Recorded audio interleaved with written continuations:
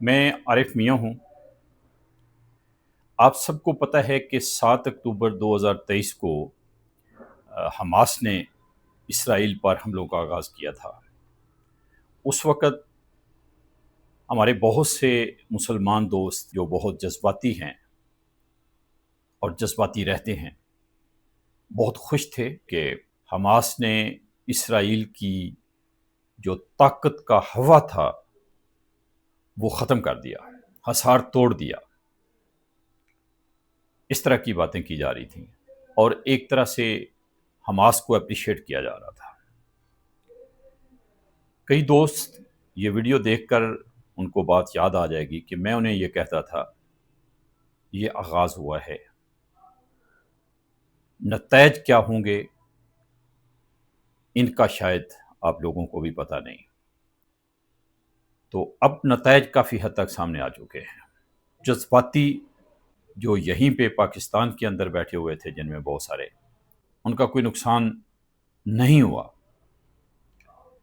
لیکن حماس اور حماس کا ساتھ دینے والے، ان کے اندر بہت تبدیلیاں آ گئی ہیں۔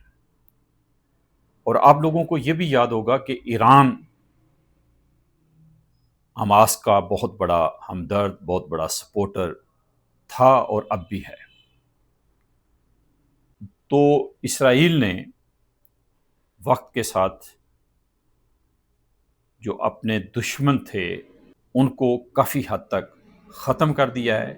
ایران باقی تھا اور اب ایران اور اسرائیل کی لڑائی ہو رہی ہے۔ ابھی بھی ہمارے جذباتی دوست یہ توقع کر رہے ہیں کہ ایران بہت بہادری سے لڑ رہا ہے، یہ کر رہا ہے، وہ کر رہا ہے۔ میرا خیال ہے کہ اس کے نتائج کا بھی ہمیں انتظار کرنا چاہیے، اور مجھے گمان یہی ہے کہ ہمارے جذباتی دوستوں کو اس سے بھی مایوسی ہوگی، اس کے نتائج سے مایوسی ہی ہوگی۔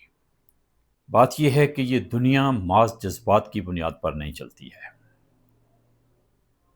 عملاً جدوجہد کی ضرورت ہوتی ہے، اور عملاً بھی صحیح ڈائریکشن پہ، صحیح سمت میں۔ ہمارا ایجوکیشنل سسٹم کیا ہے، ہمارا زندگی کا طور طریقہ کیا ہے، ہماری کریٹیوٹی کیا ہے، دنیا کے اندر ترقی میں ہمارا حصہ کیا ہے، ہم نے خود اپنے لوگوں کو کون سی سہولتیں دے دی ہیں، کس طرح کی زندگی دی ہے۔ دنیا بہت آگے نکل چکی ہے۔ ہمیں دنیا سے لڑنے کی بجائے دنیا سے سیکھنا چاہیے۔ میرا یہی مشورہ ہے، میرا یہی ماننا ہے۔ ابھی بہت شکریہ۔